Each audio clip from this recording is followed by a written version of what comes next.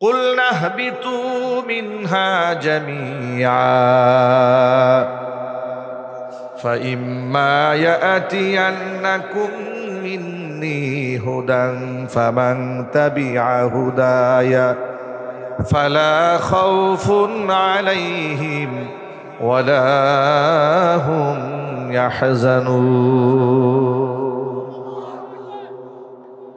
আল্লাহ পাক বললেন, ইহবিতু মিনহা জামিয়া, সকলেই তোমরা জান্নাত থেকে বের হয়ে যাও। আল্লাহ তাআলা এখানে বহু বচন ব্যবহার করলেন, অথচ বের করে দিচ্ছেন আদম এবং হাওয়াকে। বলার ঢংটা তো এমন হতো, ইহবিতু মিনহা জামিয়া, আদম হাওয়া তোমরা দুজনে বের হও, কিন্তু আল্লাহ পাক বললেন তোমরা সকলে বের হও। মুফাসসিরিন কেরাম কোরআনে কারিমের অংশের তাফসিরে লিখেছেন, আদম হাওয়া কি বের করে দেওয়ার সময় আল্লাহ পাক বহু বচন ব্যবহার করে বোঝালেন, আদম হাওয়া শুধু তোমরা দুজনে নও, কিয়ামত পর্যন্ত তোমাদের আগত যত সন্তান আছে সকল সন্তান সহ তোমরা জান্নাত থেকে বের হয়ে যাও। কিন্তু দুনিয়াতে চলে যাওয়ার পর ফাইম্মা ইয়াতিয়ান্নাকুম মিন্নি হুদা, অবশ্যই আমি আল্লাহর পক্ষ থেকে হেদায়েত আসবে। ফামান তাবিআ হুদায়া, আমার হেদায়েত যারা ফলো করবে, ফালা খাউফুন আলাইহিম ওয়ালা হুম ইয়াহজানুন, এদের কোনো ভয়ও থাকবে না, এদের কোনো চিন্তাও থাকবে না, নিরাপত্তা দিয়ে দিবেন কে? কিন্তু আল্লাহর হেদায়েত দেওয়ার পরে শয়তান তো আল্লাহর সাথে চ্যালেঞ্জ করে বসেছে যে আল্লাহ, যে আদমের কারণে তুমি আমাকে জান্নাত থেকে তাড়িয়ে দিয়েছ, আদমকে সেজদা না দেওয়ার কারণে আমি ওই আদম সন্তানগুলাকে স্বস্তিতে থাকতে দেব না, আমি সবগুলাকে গুমরা বানাবো, ইল্লা ইবাদাকাল মুখলাসিন, শুধু পারবো না তোমার একনিষ্ঠ বান্দাদের সাথে, বাকি যেগুলো আছে সবগুলাকে দিয়ে আমি জাহান্নাম পূর্ণ করে দেব। চিৎকার দেখো নাউজুবিল্লাহি মিন যালিক। জাহান্নাম পূর্ণ করে দেওয়ার জন্য শয়তানের সবচাইতে বড় হাতিয়ার হচ্ছে, শয়তান মানুষদেরকে শিরকের মধ্যে মুবতালা করবে।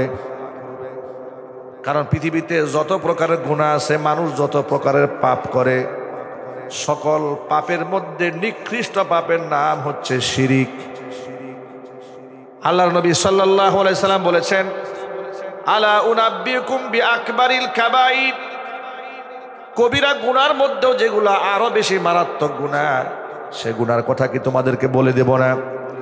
সাহাবায়ে কেরাম বললেন, নিশ্চয়ই নবীজি আপনি বলে দিবেন। হুজুর বলেন, শোনো, আকবারুল কাবাইরি সালাসাতুন, কবিরা গুনার মধ্যেও নিকৃষ্ট কবিরা গুনাহ হচ্ছে তিনটি। এর মধ্যে প্রথম নাম্বার কবিরা গুনাহ হচ্ছে আল ইশরাকু বিল্লাহ, আল্লাহর সাথে শরীক স্থাপন করা। দুই নাম্বার হচ্ছে উকুকুল ওয়ালিদাইনি, পিতা মাতার নাফরমানি করা। তিন নাম্বার কওলুজ জুর আও শাহাদাতুজ জুর, মিথ্যা কথা বলা অথবা মিথ্যা সাক্ষ্য দেওয়া। এক নাম্বার আল্লাহর সাথে শরীক স্থাপন করা। আমি যদি এখন আপনাদের কাছে প্রশ্ন করি, আমাদের স্রষ্টা কজন? একটু মুহাব্বতে বলতে হবে ভাই, এটা আমাদের ইমানের প্রশ্ন। বলেন তো আমাদের স্রষ্টা কজন? তিনি ছাড়া কোনো মাবুদ আছেন? এটা আমাদের দিলে এমনভাবে বিশ্বাস আছে, আল্লাহর রহমতে আমাদেরকে জবাই করলেও এই বিশ্বাস থেকে আমাদেরকে কেউ বের করতে পারবেন। কোরআন মাজিদের সূরা ইখলাসে আল্লাহ পরিচয় দিয়েছেন, কুল হুয়াল্লাহু আহাদ আল্লাহুস সামাদ লাম ইয়ালিদ ওয়া লাম ইউলাদ ওয়া লাম ইয়াকুল লাহু কুফুয়ান আহাদ। নবী আপনি বলেন, হুয়াল্লাহ, তিনি আল্লাহ, আহাদ, এক এবং একক, আল্লাহুস সামাদ, তিনি বেনিয়াজ, লাম ইয়ালিদ ওয়া লাম ইউলাদ, তিনি কাউকে জন্ম দেননি, কারো কাছ থেকে জন্মগ্রহণ করেননি, ওয়া লাম ইয়াকুল লাহু কুফুয়ান আহাদ, তার সমতুল্য কেউ নাই। জোরে কোন সুবহানাল্লাহ। এই সূরাটি মসজিদে কুবা, নবী করিম সাল্লাল্লাহু আলাইহি ওয়াসাল্লাম মক্কা থেকে হিজরত করে মদিনায় যাওয়ার পরে সর্বপ্রথম যে মসজিদটা বিনির্মাণ করেন সেই মসজিদের নাম কি? মসজিদে কুবা। মসজিদে নববী থেকে প্রায় 7.5 কিলোমিটার দূরে এই মসজিদটা। তা আল্লাহর নবী যখন মসজিদে নববী বানালেন, তো মসজিদে নববীতে রাসূল নামাজ পড়ান। আর এই যে মসজিদে কুবা, সেই মসজিদে কুবাতে একজন আনসার ইমাম নিয়োগ করলেন নবী করিম সাল্লাল্লাহু আলাইহি ওয়াসাল্লাম। তো আনসার এই ইমাম সাহাবীদেরকে নিয়ে মসজিদে কুবায় জামাতের সাথে নামাজ আদায় করেন। তিনি প্রতি নামাজে সূরা ফাতিহার পরে যখন সূরাটা মেলান, প্রত্যেক নামাজে প্রথমে সূরা ইখলাস তেলাওয়াত করেন, এরপরে অন্য সূরা মেলান, কিন্তু সূরা ইখলাস বাদ দেন না। তো তার সাথী সঙ্গী যারা আছে, মুক্তাদি যারা আছে, ইমাম সাহেবের প্রতি মোটামুটি একটু নারাজ হলেন। কি ব্যাপার ইমাম সাহেব, 114টা সূরা কোরআনে, এত সূরা বাদ দিয়ে আপনি কম্পালসারি সূরা ইখলাস কন্টিনিউয়াস করেন, একটু চেঞ্জ করেন, পরিবর্তন করে অন্য সূরা পড়েন না। নাসরবান্দা ইমাম সূরা চেঞ্জ করেন। তাকে বলা হলো যে আপনি কি সূরা চেঞ্জ করবেন না? তিনি বললেন না, প্রয়োজনে তোমরা ইমাম চেঞ্জ করবে, কিন্তু ইমাম সাহেব সূরা চেঞ্জ করবেন। মুসল্লিরা নবী করিম সাল্লাল্লাহু আলাইহি ওয়াসাল্লামের কাছে গিয়ে বিচার দিল ইমাম সাহেবের নামে। বিচার দেয়া বলছেন, নবীজি এমন একজন ইমাম আপনি আমাদের জন্য সেট করে দিয়েছেন, তাকে আমরা বাদ দিতেও পারতেছি না, কারণ তার চাইতে শ্রেষ্ঠ মানুষ আমাদের সমাজে আর কেউ নাই। সুবহানাল্লাহ, একটু জোরে বলতে হবে সুবহানাল্লাহ। ইমাম সাহেব তো এমনই হওয়া দরকার। ইমাম হবে এলাকার মধ্যে সবচেয়ে আউলা ও আফদল, সমাজের সর্বশ্রেষ্ঠ চরিত্রের মানুষগুলো ইমাম হয়। কথা ঠিক নেবে ঠিক? যদিও এই সমাজে ইমামদেরকে খুব মূল্যায়ন করা হয় না, দাম দেওয়া হয় না। আরে বাবা, ইমামরা আলেম ওলামারা তো মূল্যায়ন তখন পাবে রাষ্ট্র যখন আলেমদেরকে দাম দিবে। দেশ স্বাধীন হওয়ার পর থেকে রাষ্ট্রীয়ভাবে কি এই দেশের আলেমদেরকে মূল্যায়ন করা হয়েছে? অর্থাৎ জবাবটা ভালো করে দিতে পারেন নাই আপনারা। 1971 সালে দেশ স্বাধীন হওয়ার পর থেকে এ পর্যন্ত রাষ্ট্রীয়ভাবে আলেম ওলামাদের যে সম্মানটা পাওয়ার দরকার ছিল, সেভাবে কি আলেমরা এই দেশে সম্মানটা পেয়েছে?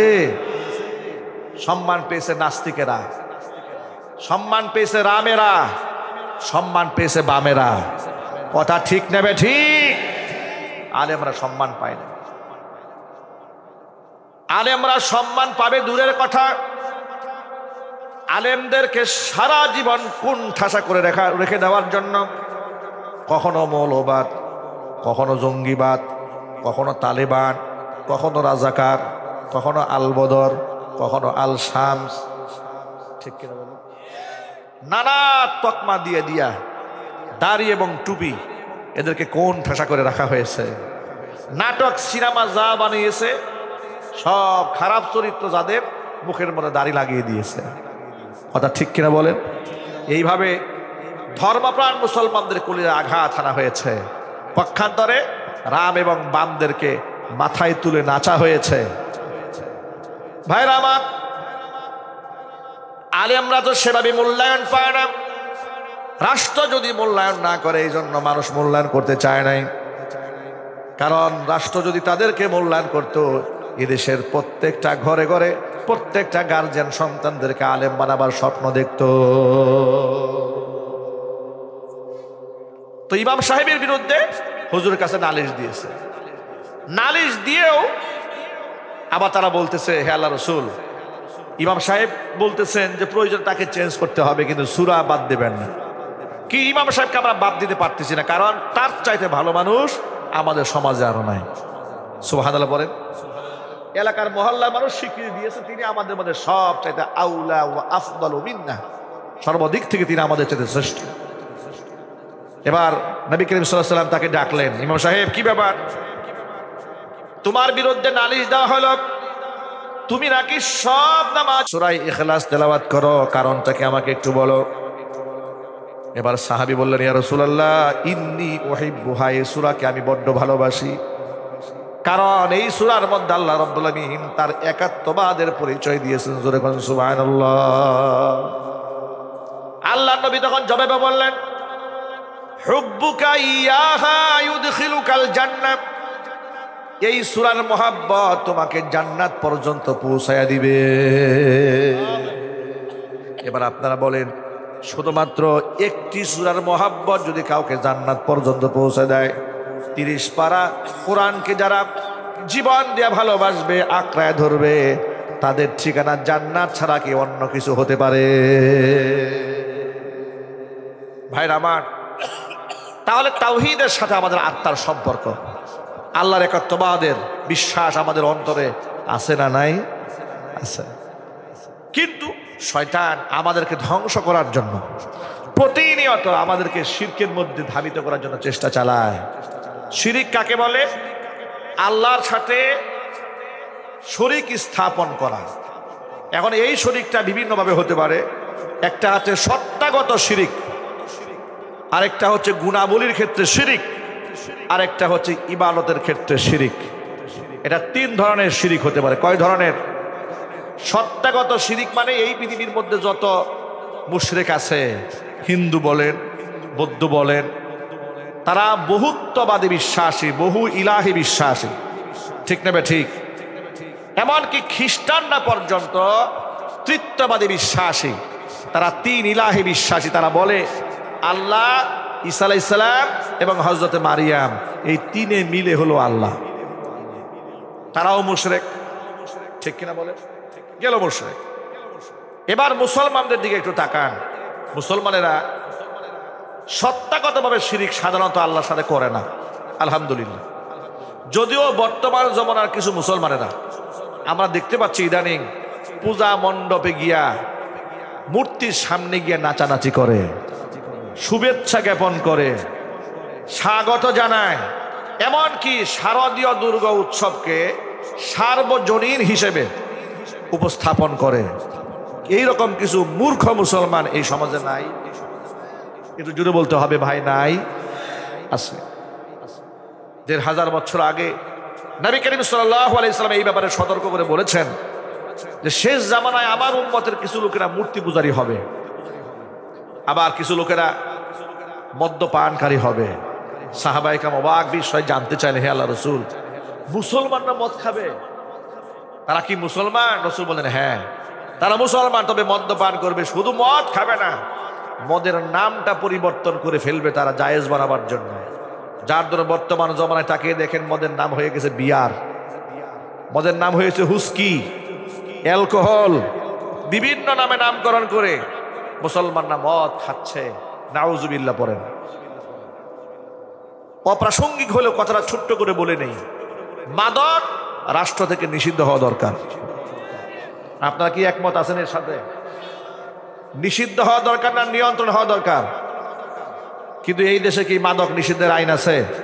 না, এই দেশে আইন আছে মাদক নিয়ন্ত্রণ আইন। মাদক নিয়ন্ত্রণ নীতিমালা 2021 গভর্নমেন্ট প্রণয়ন করেছে। সেখানে লেখা আছে, ওই আইনের ধারায় লেখা আছে, 21 বছর বয়সের কোনো জনগণ যদি, এ রাষ্ট্রের কোনো নাগরিক যদি রাষ্ট্রের কাছে মদ খাওয়ার পারমিশন চান, তাহলে সরকার তাকে পারমিশন দিতে পারে। উনি লাইসেন্স থাকলে মদ খাইতে পারে। নাউজুবিল্লাহ বলবেন না ভাই? মদ হারাম করলেন কে? আর লাইসেন্স দিচ্ছে কারা? মানুষেরা। এর থেকে বড় দুঃখ আর আছে? এই জন্য ছোট্ট করে বলি, মাদক নিয়ন্ত্রিত আইন চলবে না, মাদক নিষিদ্ধের আইন বাংলাদেশে আমরা দেখতে চাই। আপনারা কারা কারা দেখতে চান? হাত দেখতে চাই। এটা কি মন থেকে চাচ্ছেন? জোরে বলতে হবে, মন থেকে চাচ্ছেন? যদি মন থেকে চেয়ে থাকেন, তাহলে আগামী জাতীয় সংসদ নির্বাচনে মদখুরকে নির্বাচিত করলে হবে না, মিথ্যাবাদী বেনামাজিকে নির্বাচিত করলে হবে না, কোরআনের বিপক্ষে যারা কথা বলে এদেরকে নির্বাচিত করলে হবে না। যারা কোরআন চায় তাদেরকে নির্বাচন আনতে হবে, ঠিক কিনা জোরে বলেন? কারণ মদখোর কোনোদিন মদের বিরুদ্ধে আইন করবে না, ঘুষখোর কোনোদিন ঘুষের বিরুদ্ধে আইন করবে না, চোর কোনোদিন চোরের বিরুদ্ধে আইন করবে না। এটা একটা সহজ ব্যাপার।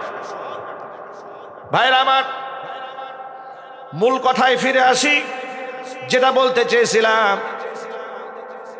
শয়তান আমাদেরকে মুশরিক বানিয়ে প্রতিনিয়ত জাহান্নামের দিকে ধাবিত করছে। শিরিক বড় ভয়াবহ গুনাহ। এর শিরিকের কয়েকটা ধাপ আছে। একটা হচ্ছে আল্লাহর সাথে সরাসরি শরীক স্থাপন করা, যেটা হিন্দুরা করে, বৌদ্ধরা করে, খ্রিস্টানেরা করে। কিন্তু মুসলমানেরা সরাসরি সত্তাগতভাবে শরীক স্থাপন না করলেও মুসলমানেরা ইবাদতের ক্ষেত্রে, গুনাহগুলির ক্ষেত্রে জেনে কিংবা না জেনে প্রতিনিয়ত আল্লাহর সাথে শিরিক করছে। শিরিক এত ভয়াবহ গুনাহ, শিরিক যখন কোনো বান্দা করে বিগত জীবনের সমস্ত ইবাদত তার নষ্ট হয়ে যায়। আর শিরিক করার পরে যদি তওবা করে বান্দা মারা না যায়, কিয়ামতের দিন কশিন কালো আল্লাহ পাক ওই বান্দাকে জাহান্নাম থেকে বের করবেন না। কোরআন মাজিদের সূরা নিসা 48 নম্বর আয়াতে আল্লাহ পাকের দ্ব্যর্থহীন ঘোষণা আছে। আল্লাহ বলছেন, ইন্নাল্লাহা লা ইয়াগফিরু আন ইউশরাকা বিহি ওয়া ইয়াগফিরু মা দুনা যালিকা লিমান ইয়াশা ওয়া মান ইউশরিক বিল্লাহি ফাকাদ ইফতারা ইসমান আযীমা। আল্লাহ পাক বলেন, ইন্নাল্লাহা নিশ্চয় আল্লাহ লা ইয়াগফিরু ক্ষমা করবেন না আন ইউশরাকা বিহি তার সাথে শরীক করার গুনাহকে, ওয়া ইয়াগফিরু মা দুনা যালিকা লিমান ইয়াশা যাকে খুশি শিরিক ছাড়া অন্য কোন গুনাহ করলে আল্লাহ পাক যাকে চান তারে মাফ করে দিবেন। ওয়া মান ইউশরিক বিল্লাহ কেউ যদি আল্লাহর সাথে শরীক স্থাপন করে, ফাকাদ ইফতারা ইসমান আযীমা সেই ব্যক্তি আল্লাহর উপরে মিথ্যা অপবাদের বোঝা চাপিয়ে দেয়। ভাইরা, আল্লাহর কসম আমাকে কাফারা দিতে হবে না। বাংলাদেশের এমন কিছু ভণ্ড পীর আছে যারা নিজেরা মুশরিক, মুরিদদেরকেও মুশরিক বানাচ্ছে। কথা ঠিক না বে ঠিক বলে? আপনারা যদি বলেন আমি এই মুহূর্তে ভিডিও দেখাতে পারবো, এক বাউল শিল্পী মহিলা এবং পুরুষদেরকে মুরিদ বানাচ্ছে। বানানোর সময় বলছে যে এখন থেকে শরীয়তের যত ইবাদত করবি, ইবাদত করার সময় মনের মধ্যে পীরের কথা স্মরণ রাখবে। অথচ ইবাদতের সময় স্মরণ রাখতে হবে কার কথা? আর মুশরিক পীর সাহেব শিখাচ্ছে স্মরণ রাখবা পীরের কথা। নাউজুবিল্লাহ। এমনকি তিনি পীরের পায়ে মুরিদরা সিজদা দিচ্ছে, দেধার সে সিজদা গ্রহণ করতেছেন তারা। আমরা যদি বারণ করি আমাদেরকে বলে এগুলো হচ্ছে ওয়াহাবি হুজুর, বুঝলেন? আমরা যদি সিজদা দিতে বারণ করি আমাদেরকে ওয়াহাবি বলে গালি দেয়, নিজেদেরকে সুন্নি দাবি করে। আবার যখন নিষেধ করি ভাই মানুষের পায়ে সিজদা দেওয়া জায়েজ নাই, হারাম, তারা বলে মানুষের পায়ে সিজদা দেওয়া যদি হারাম হয়ে থাকে তাহলে আদম আলাইহিস সালাতু ওয়াস সালামের পায়ে আল্লাহ তাআলা ফেরেশতাদেরকে সিজদা করার হুকুম করলেন কেন? নাউজুবিল্লাহ। এই গাধাগুলাদেরকে কি দিয়া বুঝাবেন বলেন তো ভাই? মানুষ যে আশরাফুল মাখলুকাত, সৃষ্টির সেরা, এটা তো প্রমাণ করার জন্য আল্লাহ ফেরেশতাদের সিজদা হযরত আদমের পায়ে ফেলেছেন। চিল্লা করে আল্লাহু আকবার। গাধাগুলা বলে যে আদমের পায়ে তাহলে যদি সিজদা দেওয়া, যদি মানুষের পায়ে সিজদা দেওয়া শিরিক হতো, আল্লাহ পাক প্রথমে শিরিক করেছেন। এত আস্তে নাউজুবিল্লাহ বললেন। এগুলা বলে বেড়াচ্ছে আল্লাহ নাকি শিরিক করেছে। আবার এমন কথা বলে বিচার যদি হয় তো আল্লাহর বিচার হওয়া দরকার। এইরকম বিভ্রান্ত কথাবার্তা বলে মানুষদেরকে জাহান্নামের পথে নিয়ে যাচ্ছে। মাইকের আওয়াজ বাহিরে যাচ্ছে। অসংখ্য মায়েরা আমাদের বক্তব্য শুনতে পাচ্ছেন। প্রিয় মায়েরা, বোনেরা, আপনার এক সন্তান আপনাদেরকে আহ্বান করছে আল্লাহ তাওহীদের দিকে। খবরদার, আল্লাহর কসম, পীরের কাছে কিচ্ছু নাই, যা আছে সব আল্লাহর কাছে আছে। কথা ঠিক নেবে ঠিক? পীরের ভিতরে পায়খানা আর পেশাব ছাড়া কিছুই নাই, ঠিক কিনা বলে? যা আছে কার কাছে আছে? আল্লাহ পাকের কাছে আছে। রাইসুল মুফাসসিরিন আব্দুল্লাহ ইবনে আব্বাস রাদিয়াল্লাহু তাআলা আনহুকে নবীজি সাল্লাল্লাহু আলাইহি ওয়াসাল্লাম ডেকে বলছেন, ইয়া গোলাম, ও বালক শোনো, ইদা সালতা ফাসআলিল্লাহ, কিছু চাওয়ার যদি প্রয়োজন হয় তো আল্লাহর কাছেই তুমি চাইবে। ওয়া ইদা ইসতাআনতা ফাসতাইন বিল্লাহ, সাহায্য প্রার্থনা করার যদি প্রয়োজন মনে করো আল্লাহর কাছেই তুমি সাহায্য প্রার্থনা করবে। এ কথা ভালো করে মনে রেখো, তাম পৃথিবীর সমস্ত মানুষ মিলেও যদি তোমার অকল্যাণ করতে চান আর আল্লাহ যদি কল্যাণ করতে চান, তাহলে আল্লাহর কল্যাণকে নষ্ট করে পৃথিবীর সব মানুষ মিলে তোমার অকল্যাণ সাধন করতে পারবে না। আর আল্লাহ যদি অকল্যাণ চান, বিশ্বের সব মানুষ তোমার কল্যাণ চাইলেও কল্যাণ সাধন করতে পারবে না, কারণ কল্যাণ অকল্যাণ কার হাতে। সুতরাং যদি চাওয়ার হয়, মান্নত করতে হয়, পীরের বাড়িতে মান্নত করে লাভ নাই, উরসে গরু নিয়ে লাভ নাই, ছাগল নিয়ে লাভ নাই, ভেড়া বকরি নিয়ে লাভ নাই। কথা ঠিক নেবে ঠিক? ওরা বলে, ব্যাখ্যা দিয়া বলে যে আমরা তো পীরের পায়ে সেজদা দেই, এটা তাজিমি সেজদা, সম্মানের সেজদা দেই, ইবাদতের সেজদা দেই। দেখেন বাঁচার জন্য রাস্তা খুঁজে, বাঁচার জন্য কি খুঁজে? রাস্তা খুঁজে। এখন আমরা একটু হাদিস দিয়ে প্রমাণ করব যে সম্মানের সেজদা কতটুকু বৈধ, এটা আপনাদের সামনে আমি হাদিস দিয়ে প্রমাণ করব। ঠান্ডা লাগার কারণে মাঝে মাঝে একটু চা খাইতে হবে, কষ্ট হবে আপনাদের, একটু বিরক্ত হচ্ছেন আপনারা।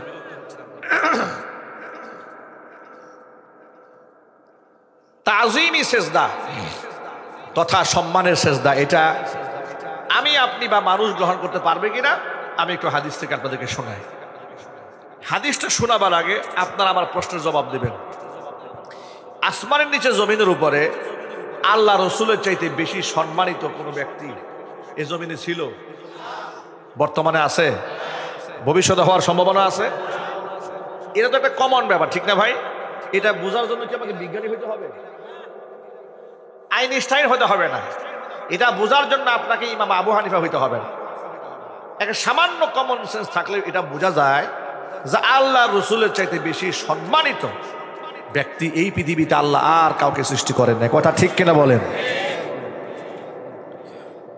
যেই নবীজি রাস্তায় হাঁটলে আকাশের মেঘমালা তাকে ছায়া দিয়ে যেত, যিনি মরা গাছের নিচে বসলে তার সম্মানে মরা গাছ জিন্দা হয়ে যেত,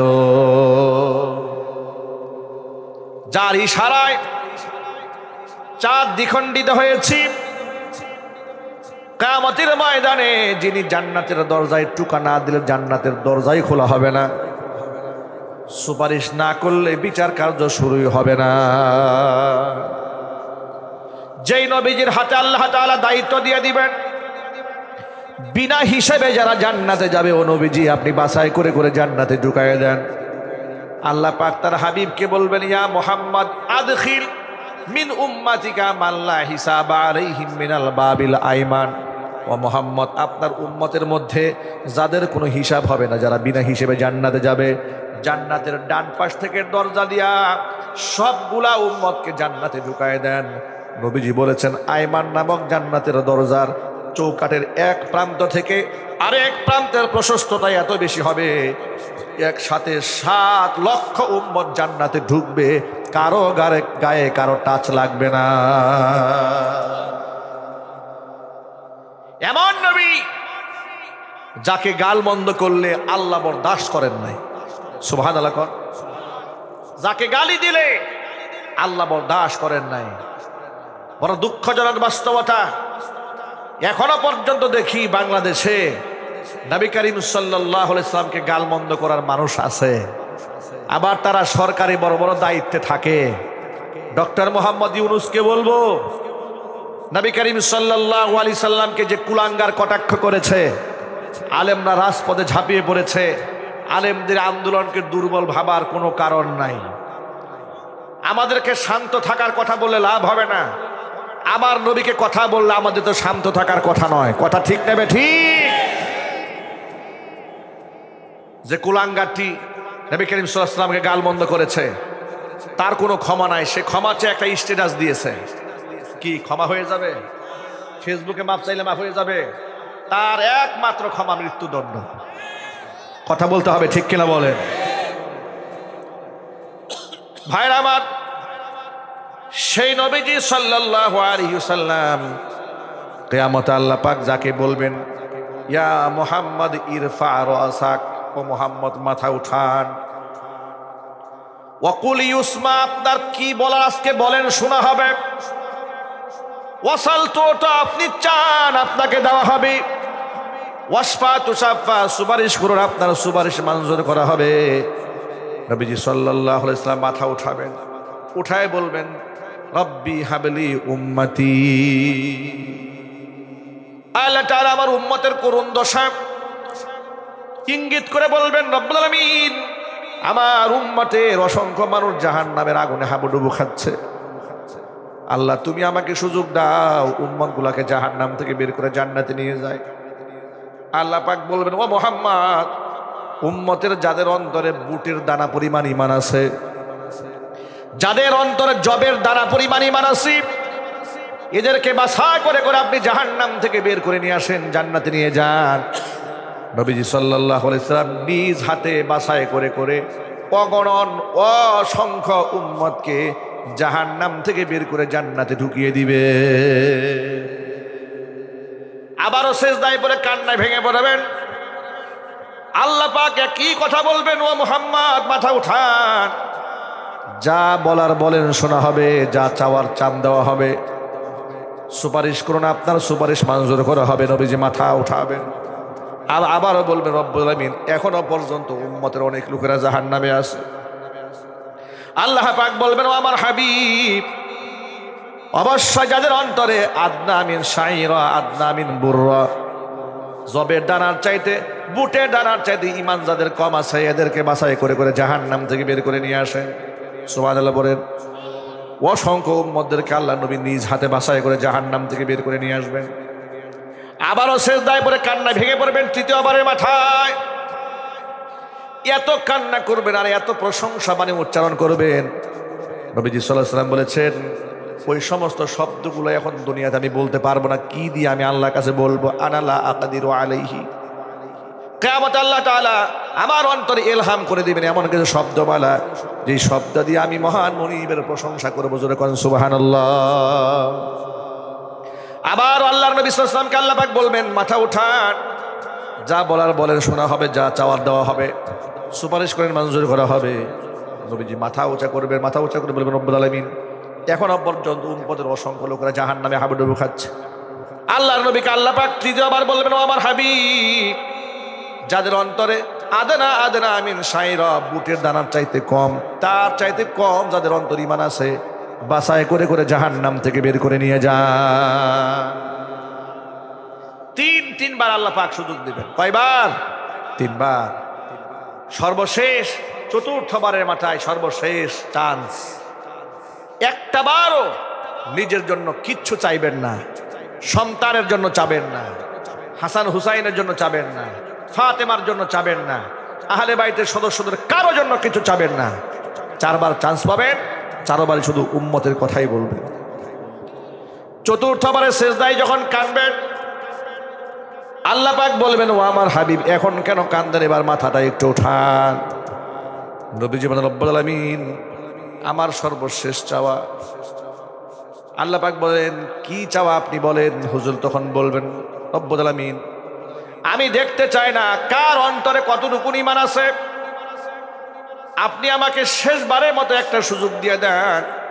গোটা জীবনে যারা একটা বার শুধু লা ইলাহা ইল্লাল্লাহ মুখে উচ্চারণ করেছে বিশ্বাসের সাথে, সারা জীবনে শুধু একটি বার মুখের মধ্যে পড়ে নিয়েছে লা ইলাহা ইল্লাল্লাহু মুহাম্মাদুর রাসূলুল্লাহ, এতটুকুন কালিমা গোটা জীবনে কেবলমাত্র শুধুমাত্র একটি বার মুখে উচ্চারণ করেছে, আপনি আমাকে সুযোগ দেন এদেরকে জাহান্নাম থেকে বের করে নিয়ে আসি। আল্লাহ পাক হাবিবকে থামায় বলবেন ও আমার হাবিব থেমে যান, আপনি থেমে যান। আপনার যতটুকু দৌরাত্ম ছিল, যা চেয়েছেন সব দিয়েছি, তবে আপনার সাথে তো আমার একটা ওয়াদা আছে। সেই ওয়াদা হচ্ছে ইন্না সানুরদিকা ফি উম্মাতিকা ওয়ালা নাসুকা, আপনার উম্মতের ব্যাপারে যতক্ষণ না পর্যন্ত আপনি সন্তুষ্ট হবেন আপনাকে আমি সন্তুষ্ট করেই ছাড়ব। জোরে কোন সুবহানাল্লাহ। ওয়ালা নাসুকা, আপনার উম্মতির ব্যাপারে আপনার মনের মধ্যে কোনো আঘাত আমি দিব না। ইজ্জাতি ওয়া কুদরতি ওয়া জিবরিয়াই, ও নবীজি শোনেন আমি আমার কুদরতের কসম করে বলি, আমি আমার ইজ্জতের কসম করে বলছি, আমি আমার বরত্বের কসম করে বলছি, লা উখরিজান্না মান ক্বালা লা ইলাহা ইল্লাল্লাহ, যারা জীবনে একটি বার শুধু মুখে লা ইলাহা উচ্চারণ করেছে, আপনার হাত দেওয়া দরকার হবে না, আমি আল্লাহ নিজ হাতে বাছাই করে করে সবগুলা মানুষদেরকে জাহান্নাম থেকে বের করে জান্নাতে ঢুকাই দেব। ভাইরা আমার, এক বাক্যে সকলে জবাব দিয়ে বলেন, আল্লাহর নিকটতম মুহাম্মদ রাসূলুল্লাহ সাল্লাল্লাহু আলাইহি ওয়াসাল্লামের চাইতে আল্লাহর কাছে বেশি কাছের আর কেউ ছিল? বর্তমানে আছে, ভবিষ্যতে হওয়ার কোনো সম্ভাবনা আছে? এবার আপনারা বলেন, যে নবীজির এত সম্মান, এত ইজ্জত স্বয়ং আল্লাহ দিয়েছেন, কোরআন মাজিদের মধ্যে আল্লাহ পাক বলেছেন, ওয়া রাফা'না লাকা যিকরাক, আপনার নামের উচ্চারণ আমি আকাশ তুমি বানিয়ে দিলাম। সাহাবায়ে কেরাম সেই নবীকে কম ভালোবাসতেন, কম সম্মান করতেন? আল্লাহর নবীকে সাহাবায়ে কেরাম যে মহব্বত করেছেন আর ভালোবাসা দেখিয়েছেন, পৃথিবীর সমস্ত মানুষের ভালোবাসা একত্রিত করলেও একজন সাহাবীর মহব্বতের সমতুল্য হবে না। কত মহব্বত যে করেছে! উহুদের ময়দানে সংবাদ ছড়িয়ে পড়েছে, কুতিলা মুহাম্মদ সাল্লাল্লাহু আলাইহি ওয়াসাল্লাম শেষ হয়ে গেছে, দুনিয়া থেকে বিদায় হয়ে গেছে। সংবাদটা মদিনা পর্যন্ত চলে আসলো। মদিনাতুল মুনাওয়ারার মহিলারা পর্যন্ত ঘরের মধ্যে থাকতে পারলো না, কান্না করে রাস্তায় বের হয়ে আসছে। ছোট্ট ছোট্ট বাচ্চারা কান্না করতে করতে ঘর থেকে বের হয়ে রাস্তায় চলে এসেছে। জনৈক এক মহিলা ঘরের ভেতর থেকে বের হইয়া পাগলের মতো দৌড়াচ্ছে উহুদের ময়দানের দিকে। সামনে দেখা হলো মুজাহিদদের সাথে। মুজাহিদরা জিজ্ঞেস করে, মহিলা যাও কোথায়? বলে, উহুদে যাই। গিয়া কোনো লাভ নাই, উহুদের ময়দানে তোমার বাবা যাদের ময়দানে শামিল হয়েছিলেন তিনি তো শহীদ হয়ে গেছেন। মহিলা বললেন, কে শহীদ হয়েছে শুনতে চায় না, শুধু জানতে চায় মুহাম্মদ রাসূলুল্লাহ সাল্লাল্লাহু আলাইহি ওয়াসাল্লাম কেমন আছেন। সামনে আবার এগোলেন। কিছু দূর এগিয়ে যাওয়ার পর আবার সাহাবীদের সাথে দেখা। একদল কাফিলা বলছে, মহিলা যাও কোথায়? বলে, উহুদে যাই, গিয়ে কোনো লাভ নাই। তোমার যে স্বামী জিহাদের ময়দানে শামিল হয়েছিল তিনি কিন্তু শহীদ হয়ে গেছেন।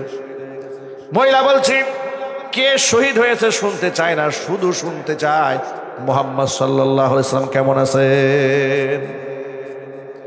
তৃতীয়বার আবার তিনি সামনের দিকে গেলেন। লোকেরা বললেন, যাও কোথায়? মহিলা বলে, উহুদে যাই, গিয়ে কোনো লাভ নাই, তোমাদের সন্তান জিহাদে গিয়েছিল, সেও তো শহীদ হয়ে গেছে। কে শহীদ হয়েছে শুনতে চায় না, শুধু বলো মুহাম্মদ সাল্লাল্লাহু আলাইহি ওয়াসাল্লাম কেমন আছেন। আবার দৌড়াচ্ছেন উহুদের দিকে। কিছু দূর যাওয়ার পর লোকেরা বলল, যাও কোথায়? তোমার যে ভাই জিহাদের ময়দানে গিয়েছিল সেও কিন্তু শহীদ হয়ে গেছে। বলে, কোনো কে শহীদ হয়েছে শুনতে চায় না, শুধু শুনতে চায় আল্লাহর নবী মুহাম্মদ রাসূলুল্লাহ সাল্লাল্লাহু আলাইহি ওয়াসাল্লাম কেমন আছে। দৌড়াতে দৌড়াতে আল্লাহ নবীর চেহারা অস্ফুটভাবে দূর থেকে দেখা যাচ্ছে। মহিলা দাঁড়ায় গেলেন। সাহাবায়ে কেরাম পরিবেষ্টিত অবস্থা, আল্লাহ নবী ধীরে ধীরে মদিনার দিকে এগিয়ে আসতেছেন। দৌড়িয়া মহিলা হুজুর সাল্লাল্লাহু আলাইহি ওয়াসাল্লামের সামনে চলে গেছে। হুজুরের চেহারার দিকে তাকিয়ে চোখের পানি ছেড়ে চিৎকার দিয়ে বলছে, ইয়া রাসূলুল্লাহ, ইয়া হাবিবাল্লাহ, আমার বাবা জিহাদের ময়দানে শহীদ হয়েছে, আমার সন্তান জিহাদে শহীদ হয়েছে, আমার স্বামী জিহাদে শহীদ হয়ে গেছে, আমার ভাই জিহাদে শহীদ হয়ে গেছে। চারটা কলিজার সম্পদ দুনিয়া থেকে হারায় গেছে। মনের মধ্যে কোনো কষ্ট নাই, মনের মধ্যে একটাই সান্ত্বনা, মুহাম্মদ রাসূলুল্লাহ সাল্লাল্লাহু আলাইহি ওয়াসাল্লাম বেঁচে আছে। ভাইরা, এজন্য যারা নিজেদেরকে আশিক রাসূল দাবি করেন, একটু সাহাবায়ে কেরামের দিকে তাকান। তাদের মহব্বত আর আমাদের মহব্বত আকাশ জমিন ব্যবধান। আমাদের মহব্বতের স্বার্থ থাকে, যেখানে জিলাপি আছে, তেহারি আছে, বিরিয়ানি আছে, সেখানে মহব্বত আছে। কিন্তু যেখানে জেল আছে, জরিমানা আছে, ফাঁসির মঞ্চ আছে, সেখানে কোনো মহব্বত নাই। কথা ঠিক নেবে ঠিক। জানিসার সাহাবী, জীবন উৎসর্গ করে দেওয়ার মতো সাহাবী, বদরের যুদ্ধের ময়দানে মাত্র 313 জনের কাফেলা নবীজি কাতার সোজা করতেছিলেন, রসুলের মাথার বিরাট টেনশন। মুসলমানদের সংখ্যা মাত্র 313, সামনে 1000 সশস্ত্র ক্যাডার বাহিনী। কাতার সোজা করতেছিলেন, এমন সময় সাওয়াদ রাদিয়াল্লাহু তাআলা আনহু নামক এক আনসারী সাহাবী কাতার ছেড়ে সামনে চলে আসছিলেন। নবীজির হাতের মধ্যে থাকা তীরের আগা দিয়ে পেটের মধ্যে গুতা মেরে বললেন, সাহাবীরে ব্যাপারটা কি? কাতার ভঙ্গ করে সামনে আসলে কেন পিছনে চলে যাও? সাহাবী পিছনে চলে গেলেন। পিছনে গিয়ে বলছেন, নবীজি আপনি যে আমার পেটের মধ্যে গুতা মেরেছেন, আমি কিন্তু বড় কষ্ট পেয়েছি, আমি এর বদলা নিতে চাই। কোরআন বলেছে, ওয়াল জুরুহা কিসাস, আঘাত যদি কেউ কাউকে দেয় হুবহু আঘাতটা ফিরিয়ে দেওয়া হবে, এটা আল্লাহর আইন। আপনি যে আমার পেটের মধ্যে গুতা মেরেছেন, আমি আপনার বদলা নিতে চাই। নবীজি সাল্লাল্লাহু আলাইহি ওয়াসাল্লামের সাথে সাথে নিজের হাতে থাকা তীরখানা সাহাবীর হাতে ধরাই দিলেন, বদলা নাও। সাহাবী বললেন, নবীজি আপনি যখন আমার পেটের মধ্যে গুতা মেরেছিলেন, আমার গায়ের মধ্যে কোনো চাদর ছিল না, জামা ছিল না, আপনার গায়ে চাদর আছে, জামাটা সরান। নবীজি সাল্লাল্লাহু আলাইহি ওয়াসাল্লাম গা থেকে চাদরটা উন্মুক্ত করে দিলেন। চাদর সরাই দেওয়ার সাথে সাথেই সাওয়াদ রাদিয়াল্লাহু তাআলা আনহু হুজুরকে বুকের সাথে জড়ায় ধরলেন, ঠোঁট দ্বারা দেহের মধ্যে চুমা খাইতে থাকলেন, কান্না করে বললেন, ইয়া রাসূলুল্লাহ, যার জন্য ঘর ছাড়লাম, যার জন্য বাড়ি ছাড়লাম, আমি তার কাছ থেকে বদলা নেব, এটা তো কোশ্চেন কালেও হতে পারে না। নবীজি মাত্র 313 জনের নিরস্ত্র কাফেলা, সামনে 1000 সশস্ত্র ক্যাডার। জানি না গাজী হয়ে বাড়ি ফিরতে পারবো নাকি শাহাদাতের পেয়ালা পান করে দুনিয়া থেকে বিদায় হয়ে যায়। জীবনে একটা সুযোগ পেয়ে গেলাম, আপনার পবিত্র দেহের সাথে আমার দেহটা লাগাই দিয়া জীবনটা আমি ধন্য বানায় নিয়ে গেলাম। দুনিয়া থেকে বিদায় হয়েও যদি যায়, কবরের মধ্যে ফেরেশতারা আমাকে সওয়াল জবাব করতে আসবে, আমার গা থেকে নবীজি সাল্লাল্লাহু আলাইহি ওয়াসাল্লামের গন্ধ সে পেয়ে যাবে। জোরে কোন সুবহানাল্লাহ। আল্লাহর নবী জন্য বলেন, লা ইউমিনু আহাদুকুম হাত্তা আকুনা হাব্বা ইলাইহি মিন ওয়ালিদিহি ওয়া ওয়ালাদিহি ওয়ান নাসি আজমাইন। ততক্ষণ না পর্যন্ত তোমাদের কেউ ইমানদার হতে পারবে না, যতক্ষণ না পর্যন্ত তোমার নিজের পিতা মাতা, তোমার সন্তান, তোমার সম্পদ, দুনিয়ার সব কিছুর চাইতে আমি প্রিয় না হব। জোরে জোরে কোন সুবহানাল্লাহ। আমরাও নবীজির জন্য আমাদের জীবনটাকে বাজি রাখতে চাই, ইনশাল্লাহ। বলেন, কি বলেন, রাখতে রাজি আছে না ইনশাল্লাহ? ভাইরা, কিন্তু আমাদের এই মহাব্বত সেই সাহাবায়ে কেরামের মতো হবে না। সাহাবায়ে কেরাম তো পৃথিবীর অনন্য অসাধারণ মানুষ, রসুলের সুহবতে যারা ধন্য হয়েছে, যাদের ব্যাপারে রসুল বলেছেন, আসহাবি কান্নুজুম ফাবিআইহিম ইকতাদাইতুম ইহতাদাইতুম।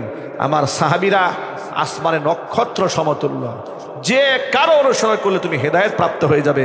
চিৎকার দিয়ে এখন আল্লাহু আকবার। এবার আপনারা একটু উচ্চ আওয়াজে জবাব দিবেন, সাহাবীরা রসুলকে কম সম্মান করেছেন? কম না বেশি? আমাদের মতো বেশি না? আমাদের চেয়ে অনেক বেশি। এত সম্মান যে রসুল্লাহকে তারা করলেন, এত মোহাব্বত করলেন হযরত আবু বকর, উমর, উসমান, আলী। এবার আপনারা একটু জবাব দিয়ে বলেন, লক্ষ লক্ষ সাহাবীদের মধ্যে একজন সাহাবীর নাম বলেন যে সাহাবী ইজ্জত করে সম্মান করে নবীজি সাল্লাল্লাহু আলাইহি ওয়াসাল্লামের পায়ে সিজদা দিয়েছে। একটা নাম বলেন। যদি এই পৃথিবীতে সম্মানিত হওয়ার কারণে সিজদা নেওয়া যেত, নিঃসন্দেহে সেই সিজদা আল্লাহ রসুল পেতেন। কথা ঠিক নেবে ঠিক যদি বলেন ভাই? তাহলে তুমি এমন পীর, এমন সম্মান তোমার, নবীজি মানুষের সিজদা নেন নাই, তুমি মানুষের সিজদা নাও। তাহলে তুমি কি বুঝাইলা? তুমি তোমার আমল দিয়া বুঝাই দিলা তুমি মুহাম্মদ সাল্লাল্লাহু আলাইহি ওয়াসাল্লামের চাইতে বেশি সম্মানিত। ওর আমল তো এই প্রমাণ করে। কথা বলেন না ঠিক কিনা জোরে বলেন?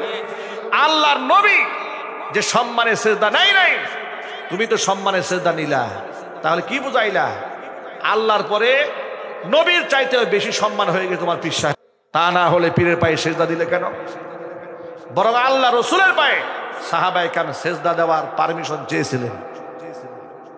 আল্লাহ নবী তখন জবাবে বলেছিলেন, শোনো, লাউ কুনতু আমিরান আহাদান আইয়াসজুদা লিগাইরিল্লাহ, এই পৃথিবীতে যদি মানুষ হয়ে মানুষের পায়ে আল্লাহকে বাদ দিয়ে সিজদা দেওয়ার পারমিশন কাউকে দিতাম, লা আমারতুল মারআতা আন তাসজুদা লিজাওজিহা, আমি এই পৃথিবীর মহিলাদেরকে বলতাম তারা যেন স্বামীর পায়ে সেজদা দেয়।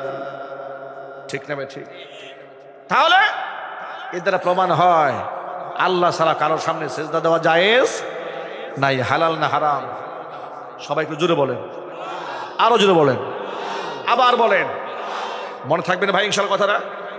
কোনদিন আল্লাহ ছাড়া কারো সামনে, কোন আলেমের সামনে, কোন জালেমের সামনে, কোন মাজারের সামনে, কোন দুর্গার সামনে, কোন দরগার সামনে, কোন স্তম্ভের সামনে মাথা নত করব না। ঠিক কিনা বলেন?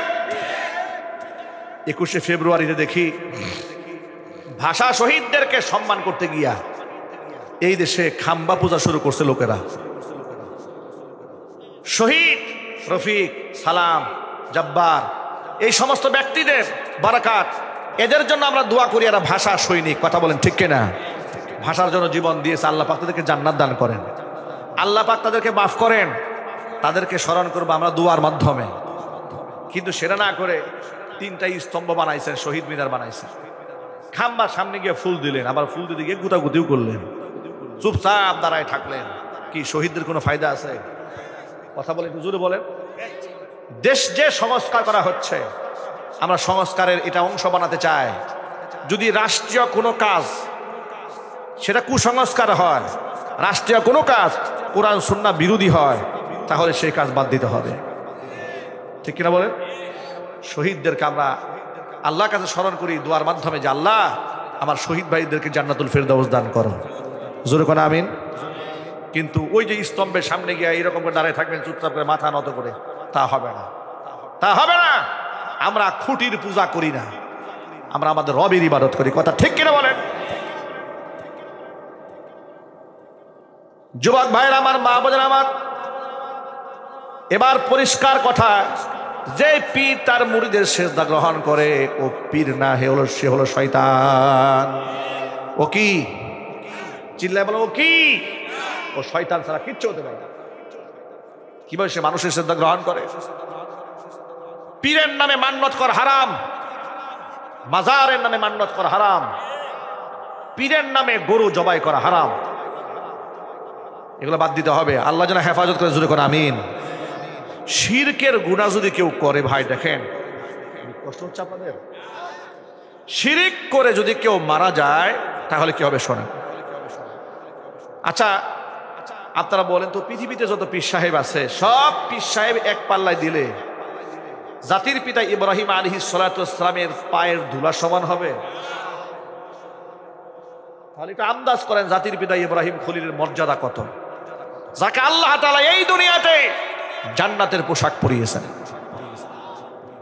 কিয়ামতের দিন পৃথিবীর সমস্ত মানুষ উলঙ্গ থাকবে হাসরের মাঠে। সর্বপ্রথম জাতির পিতা ইব্রাহিম আলাইহিস সালামের গায়ে আল্লাহ বেহেশতের পোশাক পরাই দিবেন। তিনি হচ্ছেন আমাদের জাতির পিতা। আমাদের জাতির পিতার নাম কি? একটু খুশি হয়ে বলেন না ভাই। এখন বলতে কি ভয় লাগে নাকি? আগে কিন্তু ভয় ছিল। এটা বলতে গেলে দেখতাম বক্তারা এদিকে তাকাইতো, কোনো অ্যাকশন হয় কিনা। কয়েকদিন আগে দেখেছি এক আলেম রাস্তায় মানববন্ধন করে বলছে মিডিয়া কর্মীদের সামনে, জাতির পিতা ইব্রাহিম আলাইহিস সালাতু ওয়াস সালামের কথা বলার কারণে মসজিদ থেকে স্বৈরাচারের আমলে তার চাকরি চলে গেছে। বেশি অহংকার ভালো নয়। জাতির পিতা ইব্রাহিম আলাইহিস সালাতু ওয়াস সালামের জায়গায় যদি তার নামটা ঠিক রাখতে, তোমাদের পিতাকে যদি তোমার জায়গায় ঠিক রাখতে, বেশি বাড়াবাড়ি না করতে, তাহলে এত অপমানিত তোমাদের হতে হতো না, এত লাঞ্ছনা গঞ্জনা গলার মধ্যে নিতে হতো না। উপজেলায় উপজেলায় যখন মসজিদ নির্মাণ করা হচ্ছিল, আমি তো মসজিদ বানাবার পর আগেই বলেছি যে এই সমস্ত মসজিদ তারা আল্লাহর জন্য করছে না। আর এই মসজিদ তারা তো বারংবার বলেছে নিজস্ব অর্থায়নে করেছি, নিজস্ব অর্থায়নে করেছি। 11,000 কোটি টাকা সৌদি সরকার দান করেছে। সৌদি সরকারের অর্থায়নে এই মসজিদগুলো হয়েছে। ওরা শেষ পর্যন্ত পিছিয়ে গিয়েছিল, কারণ তারা দেখেছিল অর্থায়নের 50-50 টাকা, 50% এটা আত্মসাৎ হয়ে যাচ্ছে। কথা ঠিক কেন বলে? হিসাব দেখিয়েছে মসজিদ বানাইতে 20 থেকে 27 কোটি টাকা খরচ হয়েছে। অর্ধেক টাকা খরচ করে মসজিদ বানাইছে, বাকি টাকা মেরে দিয়েছে। আল্লাহর ঘরের টাকাও ছাড়ে না। এদের সাথে বড় চোর আর আছে? কেমন চোর চিন্তা করেন তো ভাই, আল্লাহর ঘরের টাকাও ছাড়ে না। চোরের টাকা সীমা থাকা দরকার। কথা ঠিক কিনা জোরে বলেন? ওই প্রবাদ বাক্যে কথা আছে না, চোর শুনে না ধর্মের কাহিনী। চোর কিন্তু ধর্মের কাহিনী শুনে, ও মসজিদে গিয়ে জুতা চুরি করবে। উপজেলায় উপজেলায় শুরু করলো সর্বশেষ ভাস্কর্যের নামে মূর্তি বানানো। আমরা বাধা দিলাম, আলেমরা বাধা দিয়েছে। বিশেষ করে পুরান ঢাকায় ধুলাইপাড়ে, সেখানে এক্সপ্রেস ওয়ের সামনে যে পদ্মা সেতু যে রাস্তাটা, এটা সুস্থতার আগে মুহূর্তে দেখবেন গোল চত্বর একটা আছে। এখানে চায়না থেকে অর্ডার দিয়ে বিরাট মূর্তি সেখানে বসাবে। আলেমরা বাধা দিলেন, মামুনুল হক বাধা দিলেন, চরমনাই পীর সাহেব হুজুর বাধা দিলেন, আমরা আমাদের অঙ্গন থেকে বাধা দিলাম। আমি বাধা দেওয়ার কারণে আমাদের এলাকায় থানাতে আমাকে নিয়ে মিটিং হলো যে মাদানী হুজুর হচ্ছে বঙ্গবন্ধু বিরোধী, উনি জাতির পিতার বিরোধী, উনি আর জবাব বাড়াতে পারবেন না। কথা বুঝতে পেরেছেন? আমি নাকি জাতির পিতার বিরোধী। কেন? আমি বয়ানে বলেছিলাম যে ভাই, মৃত ব্যক্তিদের জন্য আপনারা মূর্তি না বানিয়ে মসজিদ বানান, এতিমখানা বানান, এটা মৃত ব্যক্তি সওয়াব পাবে। কথা ঠিক নেবে ঠিক? এটা কি খারাপ বলেছি যে আপনারা এইসব মূর্তি টুর্তি বানায়েন না? উনি অসম্মানিত হবেন, উনি বরং আরো পাপের ভাগিদার হবে। ব্যাস, এরা আমাদেরকে শত্রু বানাই দিল, এরা আমাদের কথা নিল না, আলেমদের কথা শুনলো না। আচ্ছা, তোরা মূর্তি বানিয়েছে, পৃষ্ঠা যখন উল্টে গেছে, বাচ্চারা সেই মূর্তির মাথার মোড়ে দাঁড়ায় পেশাব করে দিয়েছে। কথা ঠিক নেবে ঠিক? গরুর রশি লাগিয়েছে বাচ্চারা, টেনে হিস্ট্রে নামিয়েছে, গোটা জাতি এটা উপভোগ করেছে, উদযাপন করেছে। তোমাদের কৃতকর্মের কারণে তোমরা অপমানিত হয়েছে। কথা ঠিক কিনা জোরে বলো? আলেমদের কারণে অপমানিত হও না, তোমাদের কৃতকর্মে তোমরা অপমানিত হয়েছে। ওই যে ডক্টর মোহাম্মদ ইউনুসকে প্রশ্ন করা হয়েছিল 32 নম্বরের বাড়ি ভাঙ্গা নিয়ে, কি সুন্দর জবাবটা দিয়েছেন।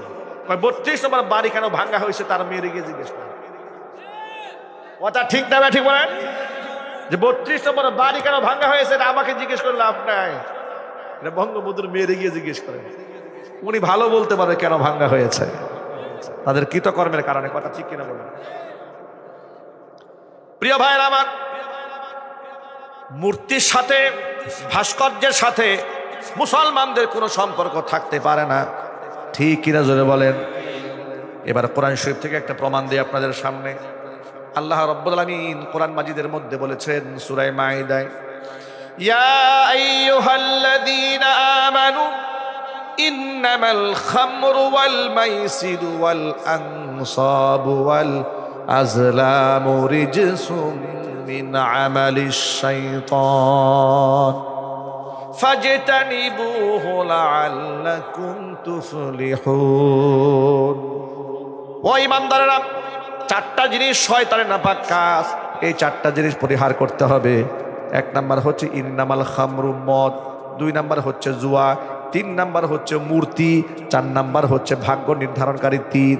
এই 4টা জিনিস শয়তানের নাপাক কাজ, ফাজতানিবুহু, পরিহার করো, লাআল্লাকুম তুফলিহুন, অবশ্যই তোমরা সফল হবে। তাহলে প্রমাণ হয়ে গেল মূর্তি এটা শয়তানের নাপাক কর্মকাণ্ড। ঠিক কিনা? সেই মূর্তির সাথে মুসলমানদের কোনো সম্পর্ক থাকতে পারে না। মুহাম্মদ সাল্লাল্লাহু আলাইহি ওয়াসাল্লাম বলেছেন, ইন্নামা আনা বুইসতু লিকাসরিল আসনাম, মূর্তি ভাঙার জন্য দুনিয়াতে আল্লাহ পাক আমাকে পাঠিয়ে দিয়েছেন। ইব্রাহিম আলাইহিস সালাতু ওয়াস সালাম মূর্তি ভেঙেছিলেন, তিনি মূর্তি মানান নাই, আমরা তার সন্তান। ঠিক নেবে ঠিক? সুতরাং জাতির পিতার নাম কি? এবার একটু জোরে বলেন। ইব্রাহিম আলাইহিস সালাতু ওয়াস সালাম। দাম কম না বেশি? বিরাট বেশি। কিয়ামতের দিন এই ইব্রাহিম আলাইহিস সালাতু ওয়াস সালামের সাথে তার পিতা মুশরিক পিতা আজরের দেখা হবে। কবে? আগামীকালকে। কবে দেখা হবে? কিয়ামতের দিন দেখা হবে। এটা হাদিসটা বুখারীতে আছে, হাদিসটা মুসলিম শরীফে আছে। এবার হাদিসের এবারটা বলি। ইয়ালকা ইব্রাহিমু আবাহু আযর ইয়াউমাল কিয়ামা, কিয়ামতের দিন জাতির পিতা ইব্রাহিম আলাইহিস সালাতু ওয়াস সালামের সাথে পিতা মূর্তি পূজারী মুশরিক আজরের সাক্ষাৎ হবে। ওয়া আলা ওয়াজহি আযারা কাতারাতুন ওয়া গাবারাতুন, এমন অবস্থা ইব্রাহিম আলাইহিস সালাম তাকে দেখতে পাবেন। ইব্রাহিম আলাইহিস সালামের পিতার চেহারা মধ্যে ধুলোবালি পড়ে আছে, একেবারে ধুলোমলিন বিষণ্ণ চেহারা, পেরেশানগ্রস্ত চেহারা, ভয়ে কাতর, অস্থির। এই অবস্থায় হযরত ইব্রাহিম তার বাবাকে ডেকে বলবেন, আলাম আকুল লাকা লা তাসিনি, ও বাবা, আমি আপনাকে দুনিয়াতে বলি নাই যে আপনি আমার কথার বাহিরে চলবেন না, মূর্তিগুলোর সামনে সেজদা দিবেন না। আজকে এই ভয়াবহ দৃশ্য দেখার পরে ইব্রাহিম আলাইহিস সালামের কথা শোনার পর বাবা জবাব দিয়ে বলবে, ফালইয়াউমা লা আসি, ইব্রাহিম আজকের পর থেকে আমি আর তোমার কথার বাহিরে যাব না। কি ফায়দা হবে? কোনো ফায়দা হবে না। কিন্তু ইব্রাহিম আলাইহিস সালাম আশা ছাড়বেন না। আশা না ছেড়ে আল্লাহকে ডাকবেন। কি বলবেন শোনেন, আল্লাহকে বলবেন, রব্বানা, আয় আমাদের রব, ইন্নাকা ওয়া'আদতানি আল্লা তুখজিয়ানি ইয়াওমা ইউবাসুন, আয় আল্লাহ তাআলা, পুনরুত্থান দিবসে তুমি আমাকে অপমান করবে না বলে তুমি আমার সাথে ওয়াদা করেছো। এর চাইতে বড় অপমান আমি ইব্রাহিমের জন্য আর কি হতে পারে? আমি সন্তান হয়ে থাকবো জান্নাতে আর আমার বাবা থাকবে জাহান্নামে। এর চাইতে বড় লাঞ্ছনা, এর থেকে বড় গঞ্জনা আমি ইব্রাহিমের জন্য তো আর কিছু হতে পারে না। ফায়াকুলুল্লাহ, আল্লাহ জবাব দিয়ে বলবেন, ইন্নী কদ হাররামতুল জান্নাতা আলাল কাফিরিন, ইব্রাহিম, কাফেরদের জন্য আমি আমার জান্নাতকে হারাম করে দিয়েছি। ইব্রাহিম আলাইহিস সালামের পিতার প্রতি আল্লাহ পাক যখন দেখবেন যে মায়া আছে, পিতার প্রতি ঘৃণা সৃষ্টি করে দেওয়ার জন্য তাৎক্ষণিক পিতার সুরতটা একটা নিকৃষ্ট জানোয়ার বানায় দেবেন। ইব্রাহিম আলাইহিস সালামকে বলা হবে, উনজুর ইলা মা বাইনা রিজলাইক, ইব্রাহিম তোমার দুই পায়ের মাঝখানে একটু তাকাও। হযরত ইব্রাহিম দুই পায়ের মাঝখানে তাকাবেন, তাকায় দেখবেন ফাইদা হুয়া বিদিখুন মুলতাতিখুন, তার পিতাকে আল্লাহ তাআলা নিকৃষ্ট জানোয়ার বানিয়ে দিয়েছেন। জোরে কোন নাউজুবিল্লাহ। ফায়ুখাযু বিকাওয়ামিহি ওয়া ইউলকা ফিন্নার, তাকে দুই পায়ের মধ্যে ধরে জাহান্নামে নিক্ষেপ করা হবে। নাউজুবিল্লাহ। আমি এই হাদিস দ্বারা আপনাদেরকে সবক দিতে চেয়েছি, বোঝাতে চেয়েছি, ইব্রাহিম আলাইহিস সালামের মতো আল্লাহ পাকের মুকাররব, এত মাকবুল বান্দা মুশরিক পিতাকে সুপারিশ করে জান্নাতে নিতে পারবে না। আর সেই জায়গায় কোথাকার কোন বেনামাজি পীর, কোথাকার কোন ল্যাংটা পীর, কোথাকার কোন পাগলা পীর, কোথাকার কোন ছাগলা পীর মুরিদ নিয়ে নাকি বেহেশতে যাবে। পীরের পাছার তো ছাল থাকবে না। কথা ঠিক কে? চিল্লা বলেন। নামাজ নাই, রোজা নাই, মসজিদে ইমাম সাহেবের সাথে সম্পর্ক নাই, মুফতি মুহাদ্দিসদেরকে পছন্দ করে না, ঢুল তবলা বাজায়, গাঞ্জা টানে, কলকি টানে, দুর্গন্ধে পাঠার মতো কাছে যাওয়া যায় না। ঠিক নেবে ঠিক? বড় বড় চুল, সালার জট পরে, আপনার চট পরে আছে, মাথার মধ্যে জট লেগে আছে, গাঞ্জার কলকি টানতেছে, এটা নাকি আল্লাহর ওলি। এ যদি আল্লাহর ওলি হয়তো শয়তানের দুষ্ট কারা। ভাইরা আমার, আল্লাহ যেন আমাদেরকে হেদায়েত দান করেন। জোরে কোন আমিন। শিরিক এটা ভয়াবহ গুনাহ, এই গুনাহ থেকে বাঁচতে হবে। পারবো না ভাই ইনশাআল্লাহ? এই যে শবে বরাত চলে গেল, এই শবে বরাতে আল্লাহ তাআলা প্রত্যেক বছর এই রাতে লাইলাতুন নিসফি মিন শাবান তার বান্দাদের দিকে বিশেষ দৃষ্টি আরোপ করেন। সকলকে আল্লাহ মাফ করেন, শুধু মুশরিক আর হিংসুককে আল্লাহ মাফ করেন। সুতরাং শিরকের গুনাহ থেকে আমরা বাঁচতে চাই। আমরা সকলে বিশ্বাস করি সকল ক্ষমতার মালিককে। একটু জোরে বলতে হবে। আমাকে রিজিক দেওয়ার মালিক, আমাকে সন্তান দেওয়ার মালিক, ছেলে দেওয়ার মালিক, মেয়ে দেওয়ার মালিক, ফসলে বরকত দেওয়ার মালিক, আমার হায়াতে বরকত দেওয়ার মালিক, ভালো মন্দের সব কিছুর ফয়সালা কার পক্ষ থেকে হয়? সুতরাং চাইবো কার কাছে? আল্লাহর কাছে। কথা মনে থাকবেন ভাই ইনশাআল্লাহ। আল্লাহ রাব্বুল আলামিন যেন শিরিক থেকে আমাদের বাঁচার তৌফিক দান করেন, বেদাত থেকে বাঁচার তৌফিক দান করেন, সুন্নাহ মোতাবেক জীবন পরিচালনার তৌফিক দান করেন, 5 ওয়াক্ত নামাজি বানায় দেন, আল্লাহ ওয়ালা বানিয়ে দেন, দিনদার বানিয়ে দেন। যুবকেরা, আমরা হুজুরের সাথে, রসুলের সাথে জান্নাতে যেতে চাই ইনশাআল্লাহ। বলেন একটা হাদিস বলে বয়ান শেষ করছি। নবী করিম সাল্লাল্লাহু আলাইহি ওয়াসাল্লামের এক সাহাবী, নাম তার রাবিআ রাদিয়াল্লাহু তাআলা আনহু, তাহাজ্জুদের সময় আল্লাহ রাসূলের সামনে ওযুর পানি এগিয়ে দিলেন। নবীজি সাল্লাল্লাহু আলাইহি ওয়াসাল্লাম ওযুর পানি পাওয়ার পর এত খুশি হলেন, সাহাবীকে ডেকে বললেন, রাবিআ, তুমি আজকে আমার কাছে যা চাবে তোমাকে তাই দেওয়া হবে। রাবিআ রাদিয়াল্লাহু তাআলা আনহু তো সুযোগ হাতছাড়া করলেন না, কারণ রাসূলের ওয়াদা তো আমাদের দেশের রাজনীতিবিদদের ওয়াদার মতো নয়, ঠিক কিনা বলেন? এবার রাবিআ রাদিয়াল্লাহু তাআলা আনহু বলছেন, নবীজি, দুনিয়াতে কিচ্ছু চাই না আপনার কাছে, নাসআলু মুরাফাকাকা ফিল জান্নাহ, জান্নাতে আমি আপনার সঙ্গী হয়ে থাকতে চাই। আল্লাহর নবী তখন শর্ত জুড়াই দিলেন, সাহাবীরে, জান্নাতে যদি আমার সাথে হয়ে থাকতে চাও, ফাইন্নি আলা যালিকা বিকাসরাতিস সুজুদ, বেশি বেশি নামাজ পড়ে আমাকে সাহায্য করো, বেশি বেশি আল্লাহকে সেজদা দিয়া এই ক্ষেত্রে আমাকে সাহায্য করো, যাতে করে তোমাকে আমি আমার সাথী হিসেবে জান্নাতে রাখতে পারি। জোরে কোন সুবহানাল্লাহ। তাহলে এক বাক্যে জবাব দিয়ে বলেন, বেনামাজি নবীজির সাথে জান্নাতে যেতে পারবে? আরো জোরে বলেন। তাহলে নামাজ পড়ার দরকার আছে না নাই? নামাজ ফরজ কয় ওয়াক্ত? 5 ওয়াক্ত নামাজ। এটা আমার অলংকার, এটা আমার অহংকার, এটা আমার আইডেন্টিটি, এটা আমার জাতি সত্তা, এটা আমার মুসলমানিত্বের পরিচয়। মুখের দাড়ি মুসলমানের পরিচয় নয়, টুপি মুসলমানের পরিচয় নয়, এই যে লম্বা জুব্বা কুর্তা এগুলা মুসলমানের পরিচয় নয়। মুসলমানের পরিচয় নামাজ, ঠিক নেবে ঠিক? আমি এই কথা দ্বারা টুপিদারির বেইজ্জত করি না, এরও প্রয়োজন আছে, কিন্তু নামাজ হচ্ছে আইডেন্টিটি, জাতি সত্তা। যারা নামাজ নাই এর ধর্মই নাই, ঠিক কিনা বলেন? বেনামাজি, আমি অবাক হয়ে যায়, বেনামাজির জানাজা হয় কাতারে কাতারে আমাদের দেশে, সারা বছর নামাজ পড়ে না, মরার পরে এর জানাজা পড়লেই কেন না পড়লেই। কথা শুনতে কষ্ট লাগলেও এটাই তো বাস্তব, ঠিক না বলেন? সারা বছর নামাজ পড়ে না, রোজা রাখে না, হজ নাই, জাকাত নাই, কোরআন তেলাওয়াত নাই, আল্লাহর কোরআনের কাছে আসে না, ওয়াজের মঞ্চে এসে বসে না, ওয়াজ করলে বক্তাদের বদনাম বলে, আলেমদের বদনাম বলে, কমিটির বদনাম বলে, আসে না নাই? এরকম একটা লোক মূল্য, মরার পরে হেফজখানা থেকে 10 জন হাফেজ সাহেব নিয়ে এসে চতুর্দিক থেকে জুলাই জুলাই কোরআন শরীফ পড়া মরাডারে শোনাইলেন। জিন্দা অবস্থায় আল্লাহর কোরআন শুনলো না, মরার পরে এই শোনায় লাভ কি বলেন? কোনো ফায়দা আছে? ফায়দা নাই। আর মুনাফিকদের জানাজা পড়া তো জায়েজই না, কোরআন ফতোয়া দিয়েছে, এটা আমার ফতোয়া নয়।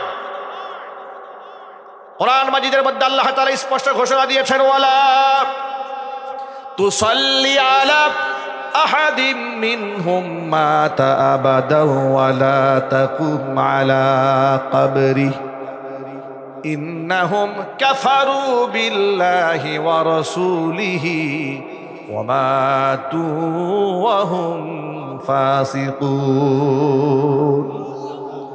নবীজি মুনাফিকদের কেউ মারা গেলে আপনি জানাজা পড়াবেন না, কুশ্চিন কালেও না, ওদের কবরের পাশে দাঁড়াবেন না এদের জন্য দোয়া করতে। এরা বাহ্যিকভাবেও মুসলমানিত্বের পরিচয় দিলেও অন্তর থেকে মূলত আমি আল্লাহ এবং আমার রাসূলকে তারা অস্বীকার করেছে এবং ফাসিক অবস্থায় দুনিয়া থেকে তারা মারা গেছে। সুতরাং মুনাফিকদের জানাজা আপনি পড়বেন না। মুনাফিকরা বড় ভয়ঙ্কর, কাফের বেঈমানরা ইসলামের ততটা ক্ষতি করতে পারে না, মুনাফিকরা যতটা ক্ষতি করে দেয়। একটু বাংলাদেশের দিকে তাকায় দেখেন, আলেমদের পায়ে ডান্ডা বেরি মুশরিকরা পড়ায় নাই, বেঈমানরা পড়ায় নাই, তথাকথিত মুসলমানরা পড়িয়েছে। কথা বলতে হবে, ঠিক কিনা বলেন? আলেমদের কমরের মধ্যে রশি কাফের বেঈমান মুশরিকরা লাগায় নাই, তথাকথিত তাহাজ্জুদি মহিলা লাগাইছে। কথা বলে না? সকালবেলা যায় নামাজ সবার আগে খুঁজে, কোরআন তেলাওয়াত সারা ক্লাস স্টার্ট হয় না। কথা ঠিক না বেটি? আহারে, মানুষ এত পাষণ্ড কেমনে হয় ভাই বলেন তো? শাপলা চত্বরে হাজার হাজার মানুষ খুন করল, সংসদে দাঁড়ায় বলে কোনো গুলাগুলির ঘটনাই ঘটে। মানুষ এত মিথ্যাবাদী হইতে পারে? আহারে, হাসিনারে না দেখলে বুঝতাম না যে পৃথিবীতে শয়তানের প্রতিচ্ছবি আছে। কথা ঠিক না ঠিক? কত বড় অমানুষ হলে, সাইকোপ্যাথ হলে।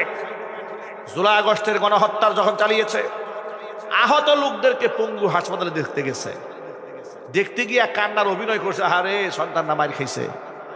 পক্ষান্তর আবার কর্তৃপক্ষের কাছে বলে দিয়ে গেছে কোনো প্রকার চিকিৎসা চলবে না, কোনো প্রকার রিলিজ চলবে না, নো ট্রিটমেন্ট নো রিলিজ বলে দিয়ে গেছে। নাউজুবিল্লাহ কর, জোরে কর নাউজুবিল্লাহ। এটা আজকে পত্রিকাতে এসেছে, প্রমাণ সহ আসছে।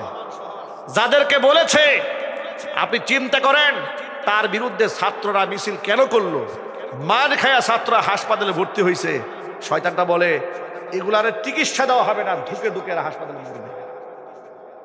মানুষ এরকম জানোয়ার হতে পারে, এত পাষণ্ড হতে পারে?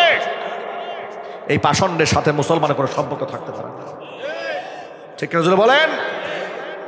আমরা এই দেশে ইসলাম চাই, কোরআন চাই, আল্লাহ চাই, আল্লাহ রসুলকে চাই, ঠিক না ভাই? আল্লাহ আমাদের হেদায়েত দান করুক, জোরে করে আমিন। আল্লাহ শিরিক মুক্ত ঈমান দান করেন, বেদাত মুক্ত আমল দান করেন, ঈমানি জজবা অন্তর দান করেন, কোরআনের নূর দিয়ে আল্লাহ আমাদের অন্তরকে আলোকিত বানায় দেন। আল্লাহর কথা বলতে আমাদের কোনো ভয় আছে?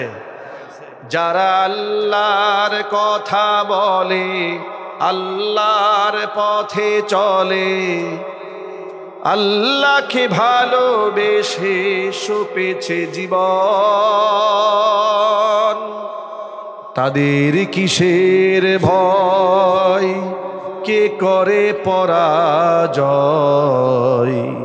শহীদি তামান্নাতে নাচে তার মন। যারা আল্লাহর পথে চলে, আল্লাহর কথা বলে, আল্লাহকে ভালোবেসে সপেছে জীবন, তাদের কিসের ভয়, কে করে পরাজয়, শহীদি তামান্নাতে নাচে তার মন। আল্লাহ আমাদের শহীদি তামান্না দান করেন। শারীরিকভাবে সুস্থ না তো, এজন্য গজলটা পুরোটা গাইলাম না। আল্লাহ পাক যদি কোনোদিন সুস্থতার নিয়ামত দান করেন, মন প্রাণ উজাড় করে আবার কথা বলা হবে ইনশাআল্লাহ। বলেন না ইনশাআল্লাহ? মুসাফিরের দোয়া কবুল হয়, আমি বিশ্বাস করি আমাদের দোয়া ইনশাআল্লাহ আল্লাহ শুনবেন। আপনারাও দোয়া করবেন ইনশাআল্লাহ।